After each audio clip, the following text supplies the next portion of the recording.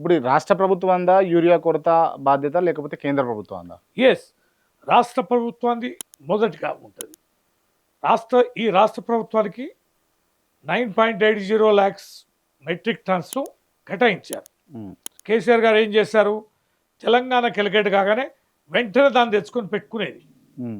అంటే యూరియా చల్లే రోజు కోసం తెప్పించడం కాదు, ఇక్కడ వర్షాలు ఎప్పుడు పడతాయి, యూరియా అవసరం ఎప్పుడు ఉంటుంది, ఈ యూరియా అవసరాన్ని ఆ సందర్భంలో సమయంలో తెచ్చి ఉంచాలనేది. వీళ్ళు ఉంచలే, స్టాక్ పెట్టుకోలే.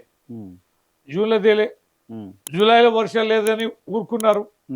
ఆగస్టులో వర్షాలు పడుతుంటే అప్పుడు పరిగెత్తేసరికి ఎక్కడిదక్కడ స్టాక్ తీసుకెళ్లారు. గతంలో కేసీఆర్ గారు ఏం చేశారంటే తెలంగాణ కేటాయించిన స్టాకే కాకుండా ఇతర రాష్ట్రాలకు కేటాయించిన స్టాకు వారు తీసుకోకపోతే మనమే కలెక్ట్ చేసుకొని తెచ్చి పెట్టుకునేది. దాంతో ఏమందంటే ఇతర రాష్ట్రాల యొక్క కోటాను కూడా మనం తెచ్చుకునేది కనుక మన దగ్గర సర్ప్లస్ ఉండేది. ఇవ్వాలి ఏంటంటే మన కోటాను వేరే వాళ్ళు వేసుకొని పోయారు.